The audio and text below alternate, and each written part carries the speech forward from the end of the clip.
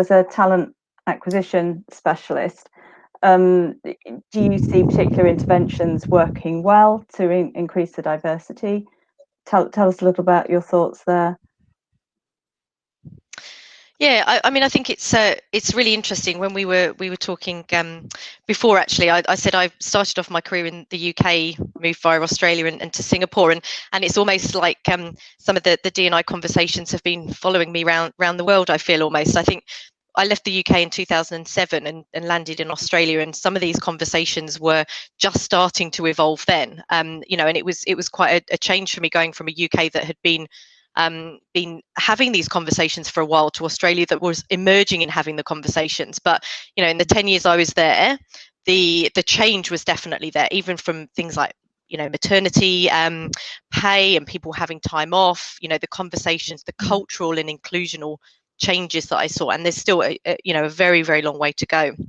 And then coming to Singapore, which is then covered in a really different way because we have the Asia region, which isn't just a country and one culture. It's a you know, huge variety of different cultures that then become important in how you're sensitive to that, because it isn't then just about gender. It's how does that you know, incorporate into some very strong culture beliefs and people's lives here as well. So I think you know, there's a real complexity to some of the conversations, and as you said before, look, there is no right or wrong, and there isn't a one size fits all. We're all learning and developing, and hopefully this sharing of ideas really helps.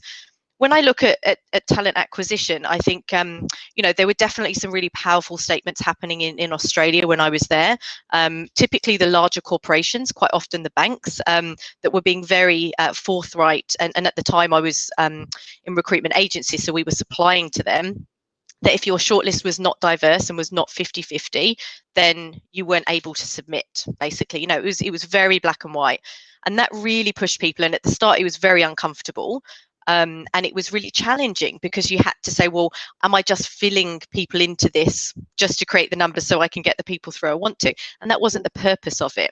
So I think it's really important to make sure that you put policies, procedures, practices, whatever they are, in place that are thoughtful, realistic, and also that then are adding value in the right way, but making sure that the people that are involved in that are doing the right thing. So yes, you have to work harder to sometimes uncover this, you know, really unique talent, but you know, it's really important to do that.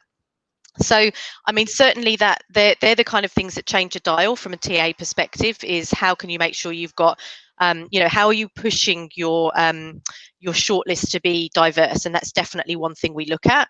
And look, this is quite focusing on gender. We do have focus on nationalities as well at Standard Chartered as well. But I think here the topic from a gender perspective is get your shortlist balanced. And there's, you know, many studies out there that show if you can, even if you had, it's not having at least one female in there, but even if you had, say, 2 or 3, you're then comparing females with other females, not females with males, which typically ends up happening with one female. Whereas if you can at least have 2 females minimum, then you'll start to compare with each other. The success rate of hiring females increases dramatically. Also having diverse interview panels, so the people interviewing, and again the conversations are, this isn't a tick box, I've had a female on the panel, great. This is, they need to have a voice at the table in these decision making capabilities.